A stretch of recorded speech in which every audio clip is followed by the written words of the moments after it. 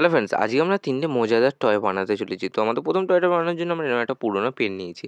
তারপর বেলুনটাকে এর মধ্যে ভালোভাবে ঢুকিয়ে দিচ্ছি এবং এটা যাতে টাইটভাবে এর মধ্যে আটকে থাকে, তাই একটা রাবার ব্যান্ডের সাহায্যে এটাকে ভালোভাবে টাইট করে আটকে দিচ্ছি। এরপর আমরা পেনের যে রিফিলটা আছে সেই পেনের রিফিলটাকে নেবো। পেনের রিফিলটাকে নিয়ে এর মধ্যে ঢুকিয়ে দিলেই আমাদের এটা একটা টয় গান রেডি। তো দেখতেই পাচ্ছি এটা আমাদের কত পাওয়ারফুল একটা টয় গান হয়েছে। তো আমাদের নেক্সট টয়টা বানানোর জন্য আমরা একটা পুরোনো বোতল নিয়েছি, বোতলের সামনের অংশটাকে কেটে নিচ্ছি। এরপর আমরা আরেকটা বেলুন নিচ্ছি, সেই বেলুনটাকে এর মধ্যে কিছুটা এইভাবে ভালোভাবে লাগিয়ে দিচ্ছি। এটাকেও ভালোভাবে টাইট করে এর মধ্যে লাগাতে হবে। সেই জন্য আমি একটা রাবার ব্যান্ড নিচ্ছি, সেই রাবার ব্যান্ডটাকে এর যে সামনের অংশটা আছে এইখানটায় টাইট করে ভালোভাবে আটকে দিচ্ছি। এটা ভালোভাবে আটকাতে হবে যাতে এই বেলুনটা না খুলে যায়। তারপর এটা যাতে একটু ভালো দেখতে লাগে, তাই একটা টেপকে নিয়ে এখানটায় লাগিয়ে দিচ্ছি। এরপর একটা পুঁতিকে এর মধ্যে ঢুকিয়ে দিলে এটাও আমাদের তৈরি হয়ে যাবে একটা পাওয়ারফুল শুটিং টয়। তো প্লিজ কী করছো, একটা লাইক করে দাও। তো আমাদের ৩ নম্বর টয়টা বানানোর জন্য আমরা আরও একটা পেন নিয়ে নিচ্ছি।